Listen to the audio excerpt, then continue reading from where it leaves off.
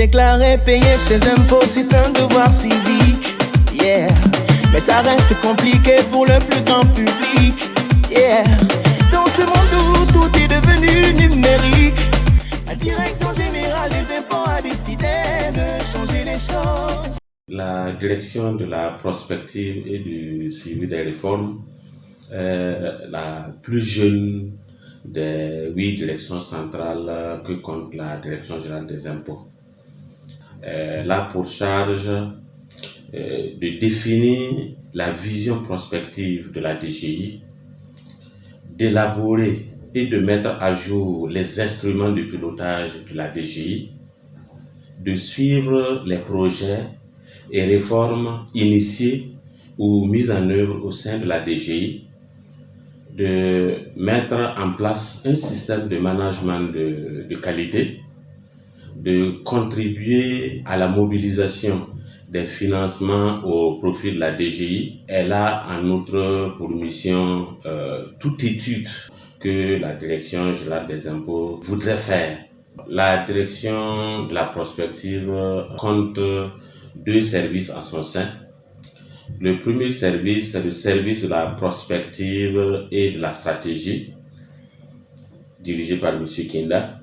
Et le deuxième service, c'est le service du suivi et de l'évaluation des réformes, dirigé par M. Kaboré. Notre direction compte à ce jour 14 personnes. Pour retrouver la DPSR, il suffit simplement de retrouver la Direction générale des impôts, qui est en face de l'hôtel Azalaï, ex-hôtel Indépendance.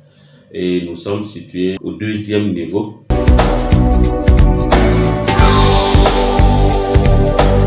Nous pouvons citer en premier lieu le projet d'assistance technique et financière à la DGI phase 3, financé par la coopération suisse. En termes de contribution, nous disons que ce projet a contribué de façon significative au développement, à la maintenance de nos logiciels métiers que sont Syntax, e-Syntax. D'ailleurs, ils ont contribué au développement des téléprocédures, aux télépaiements, aux télédéclarations. Pour cette 3e phase, ils contribueront également à la mise en place de la digitalisation du cadastre fiscal.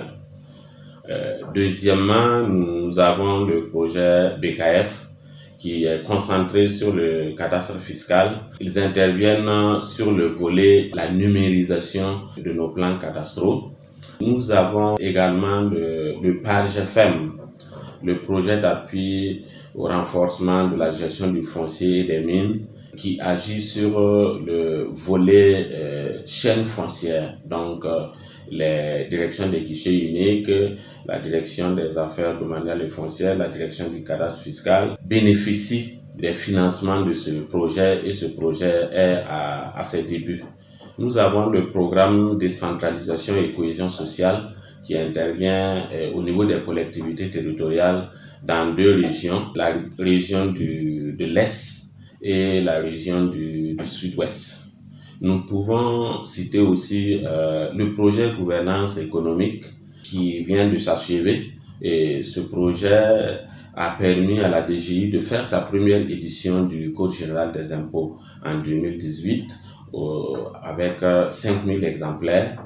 Ce projet aussi a permis la mise en place du système décisionnel, ce que nous appelons communément l'infocentre. Nous avons le programme d'appui à la gestion publique et des finances, le PAGPS, qui nous a permis de mettre en place notre manuel de procédure, qui nous a permis de réaliser l'étude sur le civisme fiscal et de mettre en place la stratégie du civisme fiscal.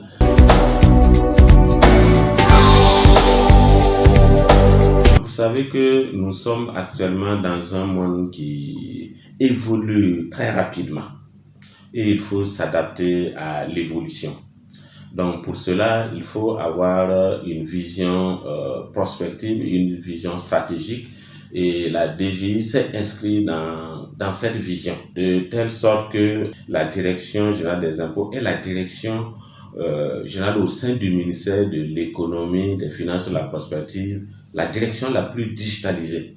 Et cela nous permet d'accompagner l'avancée par les réformes qui sied. Sans vision, il n'y a pas d'avenir.